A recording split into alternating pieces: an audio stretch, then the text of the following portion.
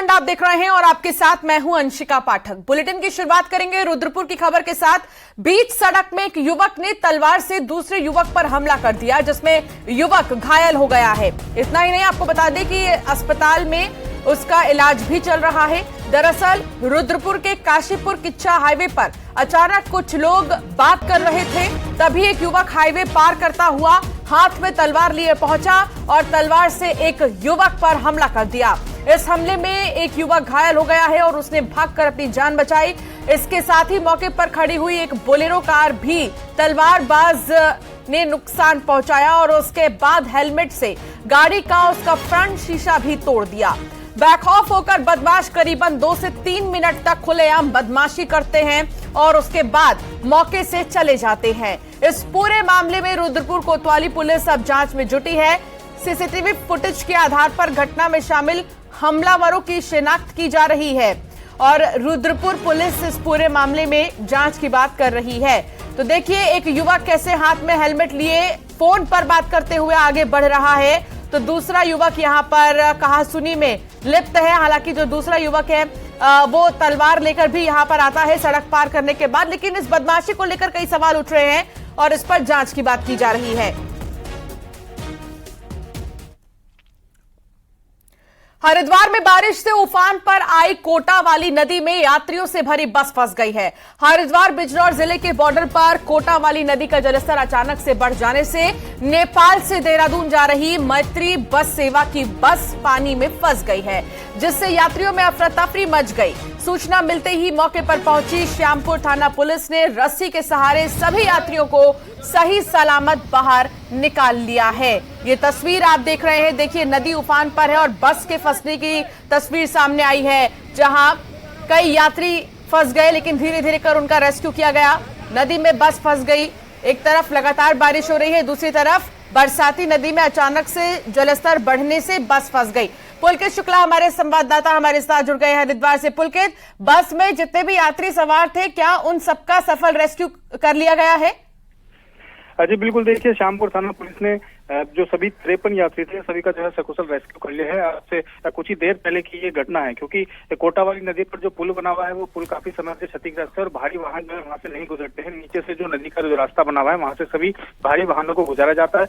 आज सुबह के वक्त जब ये बस निकल रही थी वहां से, तो जो कोटा वाली नदी है तेज बारिश के कारण उसमें अचानक उसका जलस्तर बढ़ गया। जो बस थी वो उसमें फंस गई, जो यात्री थे उनमें अफरा तफरी मच गई। हालांकि किसी को भी किसी तरह का कोई नुकसान नहीं आया है। उसके बाद में जो राहत बचाव की जो अन्य टीमें हैं एसडीआरएफ वो भी वहां पर पहुंच गई है। यात्री सभी पूरी तरह से सही सलामत है। जल्द से जल्द बस को निकाला जाएगा और उनको वापस रवाना किया जाएगा। जी, बहुत शुक्रिया पुलकित जानकारी साझा करने के लिए।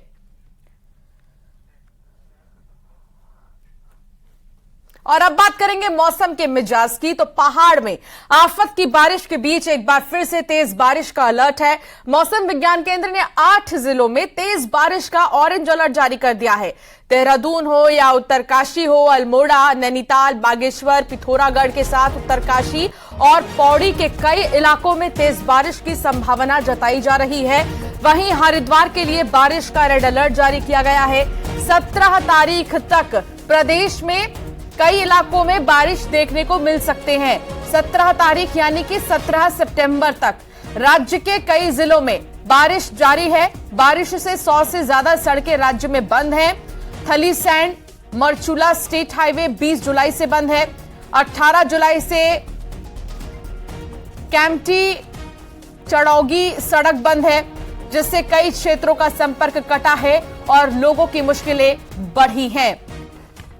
कई जिले ऐसे हैं जहां पर लगातार बारिश हो रही है और इसकी वजह से बड़े बड़े नेशनल हाईवेज बंद हो चुके हैं, क्योंकि बारिश की वजह से अक्सर पहाड़ों पर लैंडस्लाइड की घटनाएं होती हैं और इस वजह से सड़कों के बंद होने की खबर भी है। तो उत्तराखंड के कई जिलों में बारिश जारी है और उत्तरकाशी में सुबह से ही बारिश हो रही है, जिसकी वजह से लोगों को परेशानियों का सामना करना पड़ रहा है। बारिश से गांव में बिजली का संकट पैदा हो गया है। रुद्रप्रयाग जिले में भी बारिश मुसीबत बनी हुई है और केदारनाथ जाने वाले यात्रियों को दिक्कतें हो रही हैं। जो लोग ट्रैकिंग करने के बाद केदारनाथ धाम तक पहुंचते हैं, लगभग 22 किलोमीटर की पूरी ट्रैकिंग है और वो ट्रैक करने के बाद लोग इतना ऊपर तक पहुंचते हैं और फिर दर्शन करते हैं, उन यात्रियों को सबसे ज्यादा समस्याएं हो रही हैं, क्योंकि यहाँ पर ना तो कोई शेड है, ना ही कहीं बैठने का इंतजाम है। आप एक लगातार ट्रैक करते हैं और उसके बाद जाकर आप ऊपर केदारनाथ धाम पहुंचते हैं, और ऐसे यात्रियों को बहुत ज्यादा दिक्कतें हो रही हैं जो केदारनाथ धाम के लिए निकले हैं।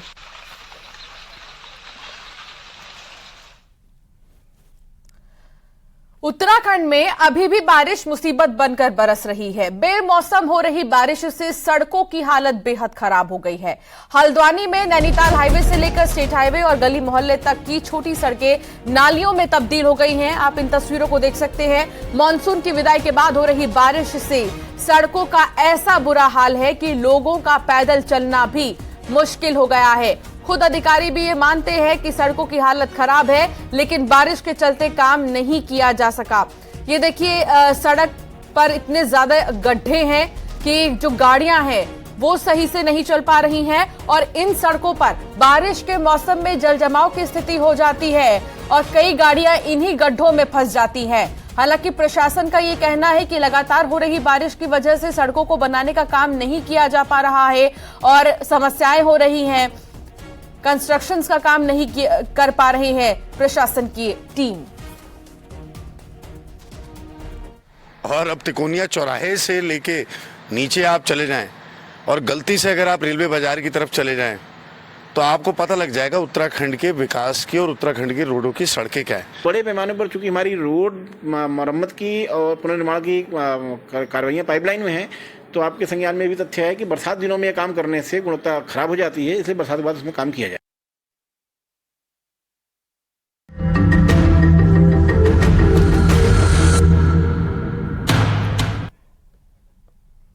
और अब बात होगी जानलेवा डंक यानी कि डेंगू की। रफ्तार तेजी से बढ़ता ही जा रहा है। पिछले 24 घंटे में डेंगू के 67 मामले सामने आ गए हैं। डेंगू का आंकड़ा 1382 पहुंच गया है। नैनीताल में सबसे ज्यादा 27 नए केस सामने आए हैं और इसके साथ ही देहरादून में 16 नए मामले सामने आए, जबकि हरिद्वार और पौड़ी में 6 नए केस डेंगू के सामने आए हैं। अब तक 1008 मरीज डेंगू से रिकवर हुए हैं। तो दून में 16 और पौड़ी में भी कई केसेस सामने आ रहे हैं। नैनीताल में सबसे ज्यादा 27 मामले सामने आए। पहाड़ों में लगातार डेंगू के मामले बढ़ रहे हैं। अस्पताल के सामने चुनौती है कि इतने सारे मरीज जो लगातार आ रहे हैं उनका इलाज कैसे किया जाए, क्योंकि डेंगू का कहर थमने का नाम ही नहीं ले रहा है। अलग अलग जिलों में केसेस आ रहे हैं और सबसे ज्यादा नैनीताल में। विशाल गर्ग मेरे सहयोगी मेरे साथ जुड़ गए हैं। विशाल, डेंगू के केसेस थमने का नाम नहीं ले रहे हैं और सबसे ज्यादा नैनीताल में ये केसेस आ रहे हैं, जहां पर्यटक भी सबसे ज्यादा पहुंचते हैं घूमने फिरने के लिए, उत्तराखंड की सुंदरता को देखने के लिए। प्रशासन की तरफ से क्या एहतियात बरते जा रहे हैं फिलहाल? विशाल, आप तक मेरी आवाज आ रही है? तो विशाल तक संपर्क नहीं हो पा रहा है, दोबारा साधने की कोशिश करेंगे। आपको बता दें कि डेंगू के केसेस सामने आ रहे हैं और डेंगू की वजह से कई लोग परेशान हो गए हैं। हरिद्वार में तो 6 केस आए हैं, लेकिन सबसे ज्यादा 27 केस नैनीताल में आए हैं। एक दिन में 67 नए केस आना ये चिंता का विषय है।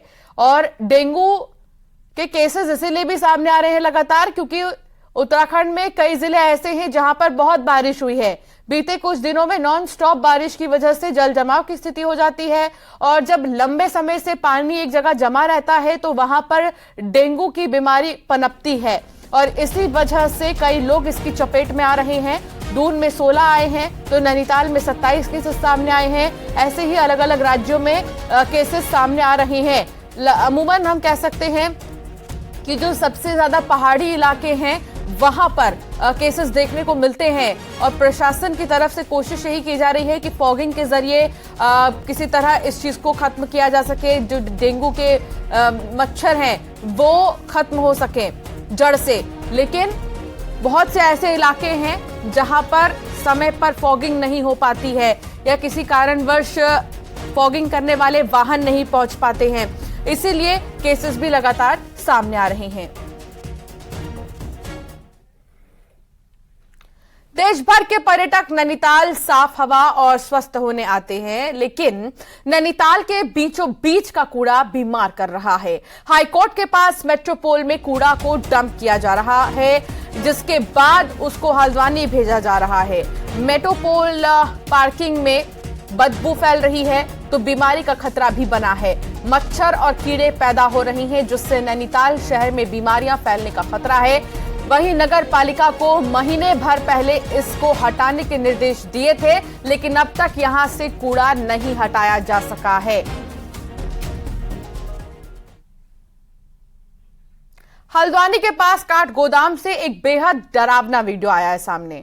यहां ट्रेन से उतर रही महिला अचानक से फिसल गई और चलती ट्रेन के साथ घिसटने लगी, लेकिन जीआरपी के जवानों ने अपनी जान पर खेलते हुए और सूझबूझ दिखाते हुए महिला को बचा लिया, जिसके बाद जीआरपी जवानों की तारीफ हो रही है।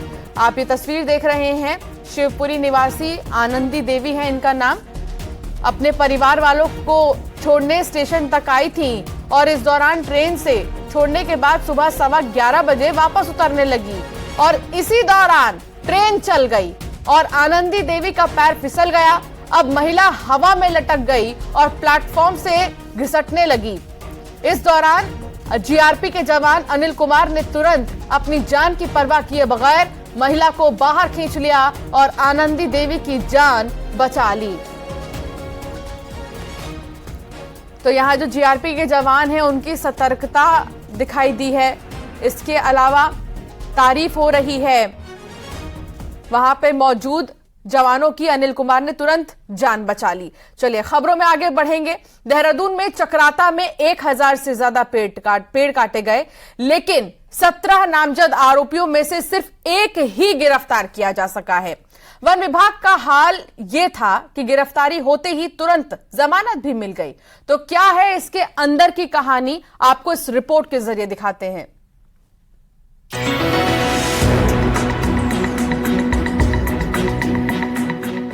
हिमाचल बॉर्डर से लगे उत्तराखंड के चक्राता, टोंस और मोरी क्षेत्रों में सालों से टिम्बर माफिया सक्रिय रहा है और इसमें मिली भगत रही है विभागीय कर्मचारियों की। पहली बार चक्राता में 1000 और टोंस डिवीजन में 100 से ज्यादा पेड़ों का अवैध रूप से कटान का मामला सामने आया। जांच बैठी तो इसमें वन विभाग, वन निगम के अधिकारी कर्मचारी की मिली भगत का खुलासा हुआ। नतीजा पहली बार 24 से ज्यादा अधिकारी कर्मचारी सस्पेंड कर दिए गए। प्रदेश के वन मंत्री खुद ये बात कह रहे हैं कि ये पूरा मामला पिछले 1.5 दशकों से चला आ रहा है। राज्य में ये करीबन पिछले 15 सालों से खेल चल रहा है और उसको जब हमारे संज्ञान में आया तो जिस तरह लगातार हमारे लोग इस पर निगाह रखे थे, आपने देखा कि पहली बार फॉरेस्ट डिपार्टमेंट के 20 अधिकारियों को निलंबित करने का